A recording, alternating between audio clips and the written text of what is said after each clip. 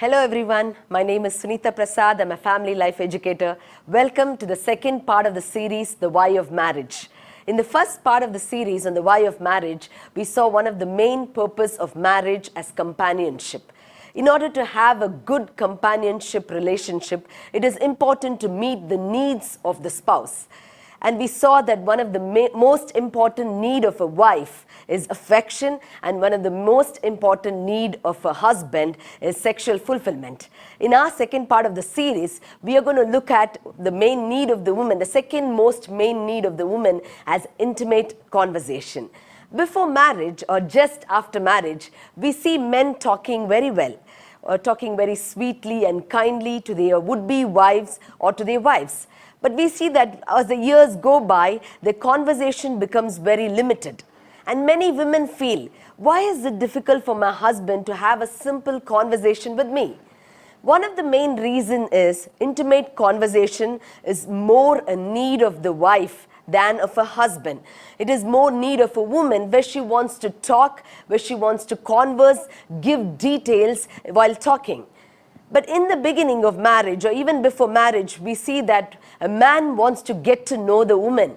So he tries to understand her by talking to her, by asking her about a personal story, about her history, about her family, about her childhood, about her achievements, about her disappointments, and everything in order to get to know much about the wife. And once he gets to know, and after he is married, he feels he's learned much about her, and he doesn't need to talk much or converse much. But we see that in order to have a good relationship, healthy relationship, intimate conversation is a glue that binds the couple together. When we look into the Bible, our God is a God of intimate relationship. He is a God who wants to converse with us, and He invites us to converse with Him. In the Old Testament, we see God would take people to the mountain to talk to them. We see that He took Moses to the mountain to talk to him.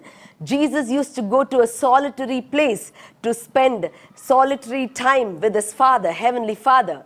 Prayer is an intimate relationship with God. Prayer is a time we intimately converse with God. In Psalm 91, we see, "He who dwells in the shelter of the Most High will rest in the shadow of the Almighty." We see that God wants us to come and rest with Him, and He invites us to do that. In the same way, in marriage, intimate conversation is very important in order to have a healthy marriage. Conversation is important in order to know more about the emotional needs of your spouse. Even when we look at the other emotional needs, for everything we need conversation in it. Without conversation, we cannot get to know the other emotional needs. It is also very much needed to solve problems, conflicts in marriage, whether it is about finances, whether it's about children, whether it is about family and friends, whether it's time management. It's important to converse for everything. And also, it is most important in a marriage relationship because it fulfills one of the most important needs of your spouse. Intimate conversation focuses attention on how you're feeling, how you're thinking, and what you're doing. So it is very personal in a relationship. And in order to do that, we know it takes time to talk. We need to be able to take this time to talk. A woman wants to be with a man who cares about her deeply. And when she perceives his care in her life, she feels close to him. And this is an essential ingredient for them to have and for her to make love with him. Since intimate conversation is the most important one, along with affection, both affection and intimate conversation both go in hand and entwined with each other in order to have a good relationship with your spouse. But many couples wonder how to have this intimate conversation, and they wonder why they are unable to have this intimate conversation. Dr. Harley points out 4 important and 4 enemies of intimate conversation. What are those barriers? What are those things that come in the way of you having an intimate conversation? We are going to look at it. The first one is making demands. There's nothing wrong with asking for what you want from each other, but when your request turn into demand, then there is a problem there. whenever you're making a demand, you're telling your spouse that you care more about yourself than about the other person. And they are put in a spot where they are forced to fulfill those demands. So it is not coming out of a proper heart. You might say, I'm just and proper in my demand towards my spouse. Yes, but this becomes a roadblock for intimate conversation with each other. When you're demanding, you're more like you have to do it. Because you're my wife, because you're my husband, you have to do it. And that is not the way where you can build a healthy relationship. If you look at the Bible in Colossians 4:6, it says, let your conversation be full of grace, seasoned with salt, so that you may know how to answer everyone. So it's important that a conversation is full of grace. How was your conversation with your husband or wife? Is it very disrespectful? Is it very demanding? Is it very rude? If that is the way it is, you won't be able to develop an intimate conversation. You need to have kindness and grace and care. Let your conversation show that you care about the other person, and also give the other person a chance, a willingness to negotiate what they can negotiate in the conversation. This will build a healthy relationship. If you look at 1 Corinthians chapter 13, there's a verse which says, love is not self-seeking. So let it not be more about yourself, but let it be about your spouse. The second enemy of intimate conversation is being disrespectful. A sure way to end intimate conversation is when you're disrespectful towards your spouse. Even something like rolling your eyes or staring at your spouse or using words that are derogatory or hurtful can mean very disrespectful towards your spouse, and it can stop the enjoyable times that you can have together. Avoiding disrespect in marriage doesn't mean that you have to agree with whatever your spouse says. You can disagree, but in a way that it doesn't offend the other person. It's important to do it in a nice way. And we know that sometimes disrespectful ways can be very unintentional and poorly understood. We are not doing it purposely, but it just comes out. In my case, I come from a family which is a little more casual about respect. For fun, we were able to call our parents by name. But when I came into my husband's family, I realized that that is not so. He wouldn't appreciate me doing something like that. For him, that was so disrespectful. And I had to understand, even though I thought it was okay, it was respectful, it was not okay with my husband. So in that case, the proper way would be to listen to your spouse. If they feel it is not respectful, then we need to stick to it. Then we need to talk in a respectful way. In the Bible, we see in 1 Corinthians chapter 13, verse 5, it says, love does not dishonor others. Let our words not dishonor others. The way we speak, let it not dishonor others. And we also see in Ephesians 5:33, however, each one of you must love his wife, and the wife must respect her husband.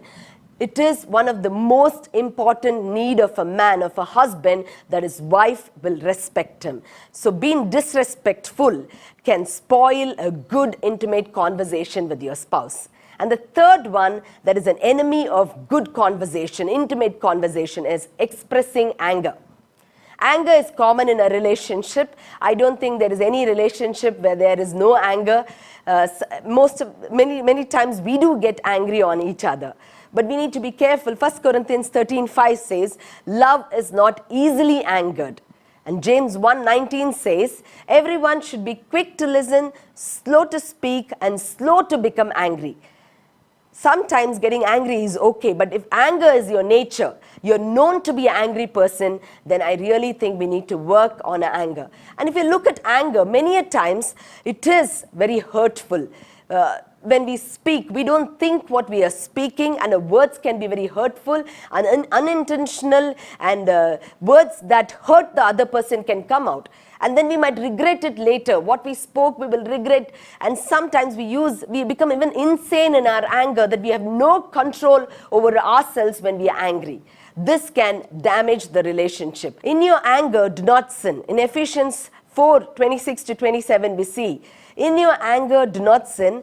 Do not let the sun go down when you're still angry, and do not give the devil a foothold. So when you are angry and you remain in that anger, you are giving devil a foothold. And we also see, we need, if you're angry and you think you cannot control your anger, I would suggest you take the time to cool off. Don't try to argue and speak when you're angry. Instead, if you're able to tell your spouse, give me some time.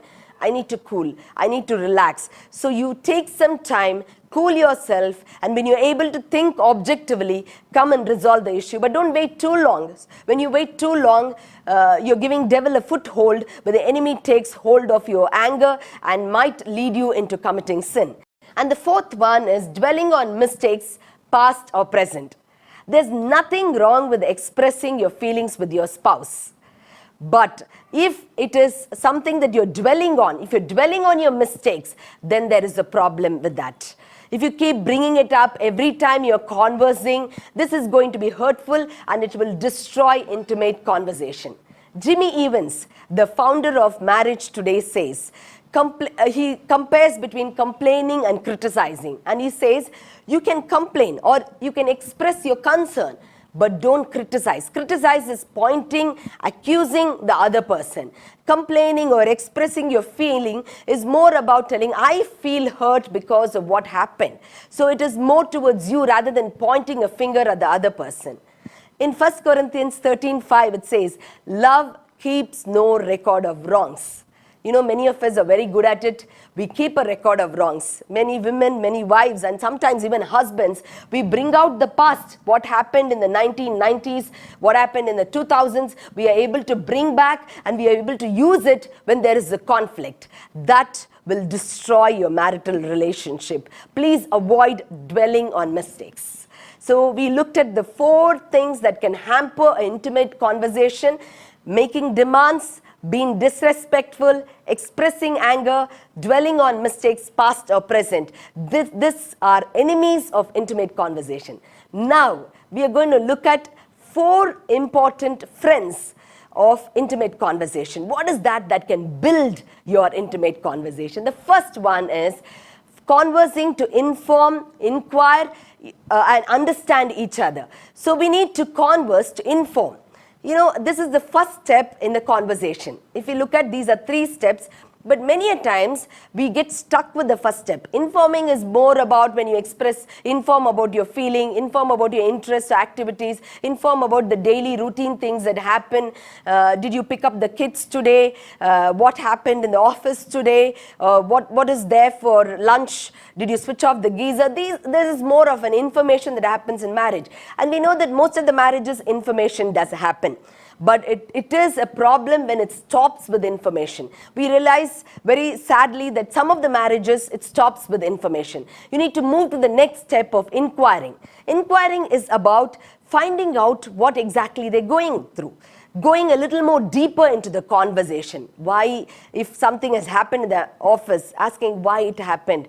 How did you feel about it? So it's going a little more deeper, inquiring without being disrespectful, without being demanding, but asking and inquiring, investigating, not like a CBI investigation, but investigating to know better about your spouse. And the third one is understanding each other. Each other's feelings, interests, activities. It's important to understand things about your spouse. When you are able to understand, you are able to know what turns on your spouse.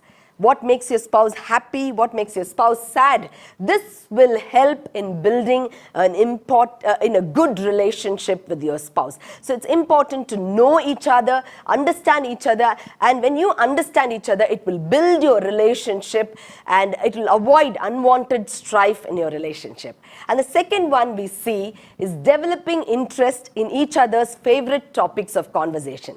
You know, we need to encourage couples to learn more about each other's favorite topics of conversation. By now, if you're a few years into your marriage, you will get to know what your husband's favorite topics of conversation are, or your wife's. So it's important to converse with that. And sometimes we know, as a couple, we don't have same kind of interests. It's entirely different.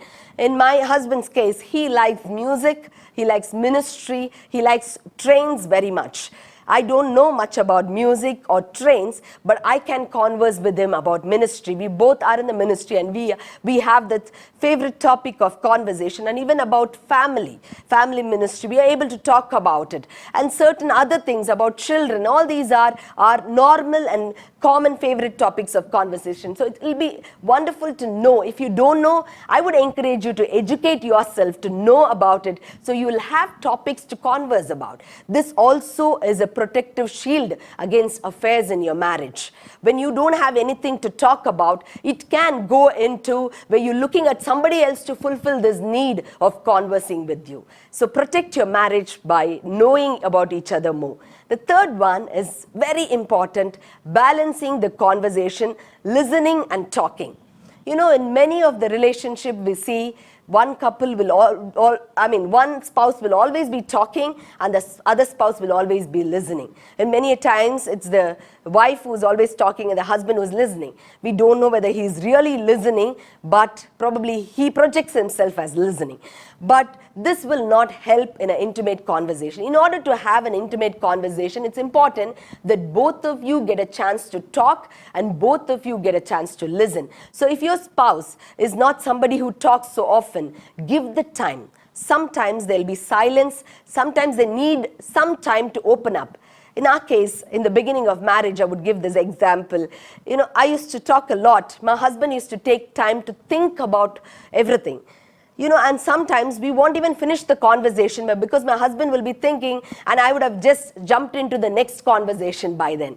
So this is not healthy in a marriage. In order to have a healthy marriage, it's important to give them time to be able to talk. So that will build a good marriage. In James 1:19 we see that it says everyone should be quick to listen, slow to speak. So I would encourage you, be slow to speak, learn to listen to your spouse and give them a chance to talk in order to have a balanced and intimate conversation. The fourth one we can see is giving each other undivided attention.